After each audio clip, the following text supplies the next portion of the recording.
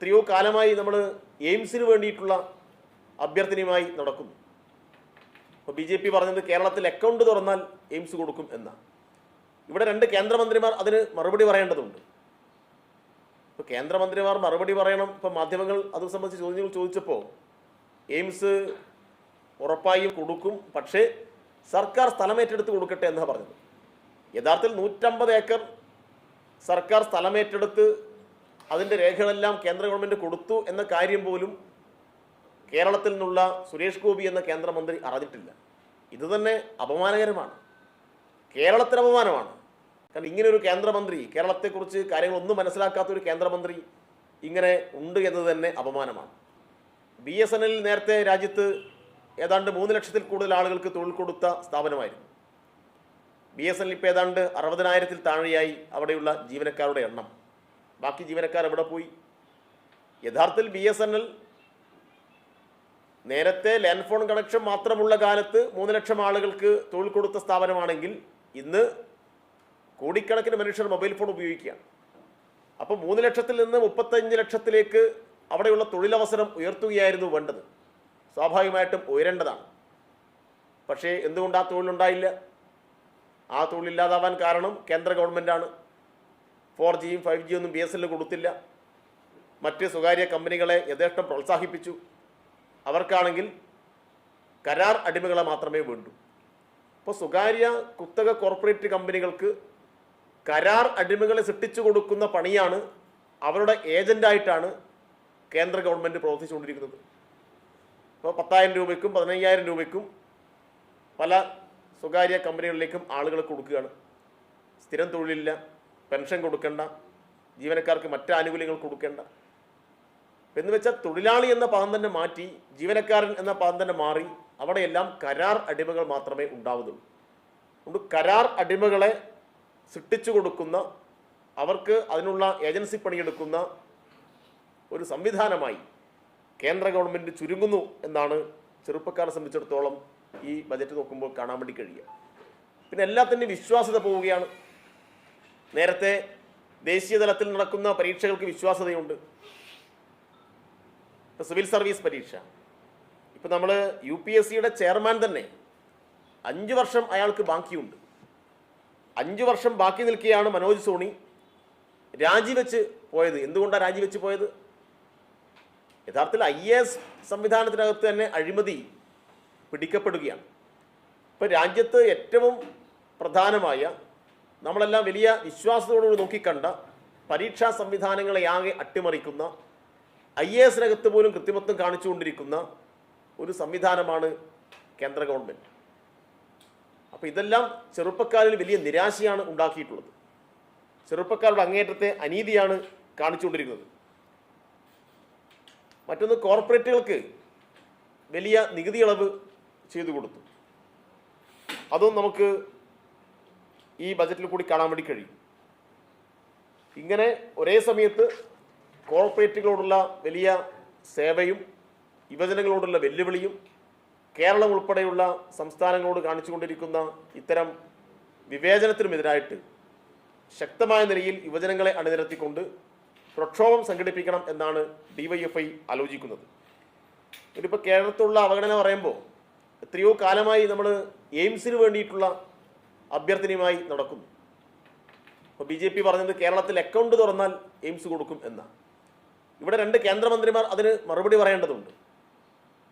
ഇപ്പോൾ കേന്ദ്രമന്ത്രിമാർ മറുപടി പറയണം. ഇപ്പോൾ മാധ്യമങ്ങൾ അത് സംബന്ധിച്ച് ചോദ്യങ്ങൾ ചോദിച്ചപ്പോൾ എയിംസ് ഉറപ്പായും കൊടുക്കും, പക്ഷേ സർക്കാർ സ്ഥലമേറ്റെടുത്ത് കൊടുക്കട്ടെ എന്നാണ് പറഞ്ഞത്.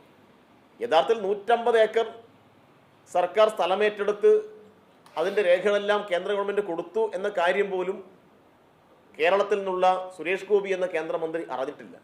ഇത് തന്നെ അപമാനകരമാണ്, കേരളത്തിന് അപമാനമാണ്. കാരണം ഇങ്ങനൊരു കേന്ദ്രമന്ത്രി, കേരളത്തെക്കുറിച്ച് കാര്യങ്ങളൊന്നും മനസ്സിലാക്കാത്തൊരു കേന്ദ്രമന്ത്രി ഇങ്ങനെ ഉണ്ട് എന്നത് തന്നെ അപമാനമാണ്. അപ്പോൾ 150 ഏക്കർ സംസ്ഥാന ഗവൺമെൻറ് ഏറ്റെടുത്ത കാര്യമൊന്നും അറിയാതെ അദ്ദേഹത്തിൻ്റെ പ്രസ്താവന നമ്മൾ കണ്ടു. അപ്പോൾ അതിൻ്റെ അർത്ഥം എയിംസിന് വേണ്ടിയിട്ട് ഒരു ഇടപെടലും കേന്ദ്രമന്ത്രിമാർ നടത്തുന്നില്ല എന്ന് തന്നെയാണ്. അപ്പോൾ എന്തുകൊണ്ട് എയിംസ് നിഷേധിക്കപ്പെടുന്നു? എന്തുകൊണ്ടാണ് റെയിൽവേ വികസനത്തിന് ആവശ്യമായ കാശ് ഈ കേരളത്തിൽ തരാത്തത്? ഇപ്പോൾ ദക്ഷിണ റെയിൽവേയിൽ ഏറ്റവും കൂടുതൽ വരുമാനം കൊടുക്കുന്ന ഒരു സംസ്ഥാനം കേരളമാണ്. അപ്പോൾ കേരളത്തിൽ പാലക്കാട് റെയിൽവേ ഡിവിഷനെ തന്നെ വെട്ടിമുറിച്ചും അതിനകത്ത് പ്രധാനപ്പെട്ട ഭാഗം എടുത്തു കളയാനൊക്കെയുള്ള വലിയ നീക്കം നടന്നുകൊണ്ടിരിക്കുകയാണ്. അതും കേരളത്തോടുള്ള രാഷ്ട്രീയ വിരോധമാണ്.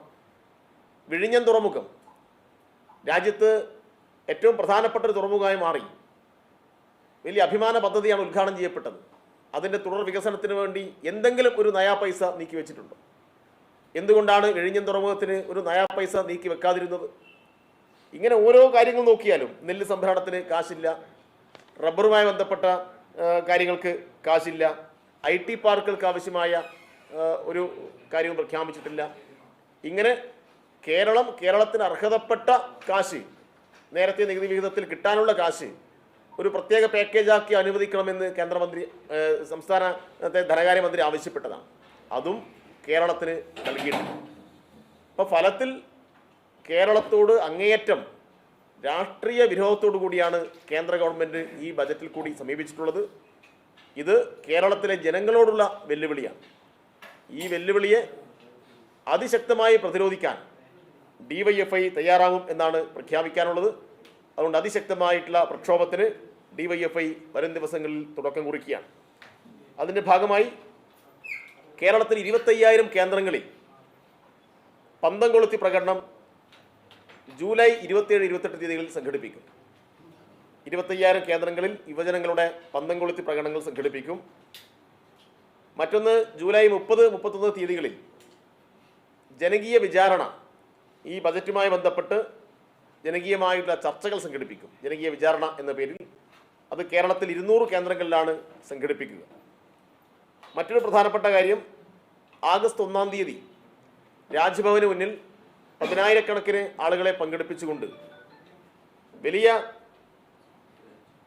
പ്രതിഷേധ സംഗമം സംഘടിപ്പിക്കാൻ വേണ്ടി തീരുമാനിച്ചിട്ടുണ്ട്. രാജ്ഭവന് മുന്നിൽ ആഗസ്റ്റ് 1-ാം തീയതി പ്രതിഷേധ സംഗമം പരിപാടി സംഘടിപ്പിക്കും. അപ്പോൾ ഈ ബജറ്റ് സൂക്ഷ്മമായി നോക്കിക്കഴിഞ്ഞാൽ കേന്ദ്ര ഗവൺമെൻറ്റിനെ നിലനിർത്താൻ ആരാണോ സഹായിക്കുന്നത് അവർക്കുള്ള ഒരു ബജറ്റ് മാത്രമാണ്. ഇതിനെ യൂണിയൻ ബജറ്റ് എന്ന് വിശേഷിപ്പിക്കാൻ വേണ്ടി കഴിയില്ല. ഇപ്പം 2014 കേവല ഭൂരിപക്ഷം ഉണ്ടായിരുന്നു, 2019 കേവല ഭൂരിപക്ഷം ഉണ്ടായിരുന്നു, പക്ഷേ 2024 കേവല ഭൂരിപക്ഷമില്ല. അപ്പോൾ ഇപ്പോൾ ഭൂരിപക്ഷത്തിലേക്ക് എത്താൻ വേണ്ടി ആരാണോ സഹായിച്ചത്, ഇപ്പോൾ ചന്ദ്രബാബു നായിഡുവും അതുപോലെ തന്നെ നിതീഷ് കുമാറുമാണ്. അതുകൊണ്ട് ആന്ധ്രയ്ക്കും ബീഹാറിനും വാരിക്കൂരി കൊടുക്കും. ഇപ്പോൾ ചന്ദ്രബാബു നായിഡുവും നിതീഷ് കുമാറും ഒന്ന് കണ്ണുരുട്ടിയാൽ നരേന്ദ്രമോദിയുടെ കസേര തെറിക്കും എന്നറിയാം. അതുകൊണ്ട് അവർ ചോദിച്ചതെല്ലാം കൊടുത്ത് രാജ്യത്തിൻ്റെ ഫെഡറൽ തത്വങ്ങളെയാകെ മോശപ്പെടുത്തിയിരിക്കുന്നു. അത് ഭരണഘടനാപരമായിട്ടുള്ള ഒരു കാര്യമാണ്. അപ്പോൾ യഥാർത്ഥത്തിൽ ഭരണഘടനാ വിരുദ്ധമായ നിലയിലാണ് ഈ ബജറ്റ് പ്രഖ്യാപനം എന്ന് തന്നെ പറയേണ്ടി വരും. ഇതിനെതിരായി പ്രതികരിക്കാൻ എല്ലാ വിഭാഗം ആളുകളും മുന്നോട്ട് വരണം എന്നുകൂടിയാണ് ഈ അവസരത്തിൽ അഭ്യർത്ഥിക്കുവാനുള്ളത്.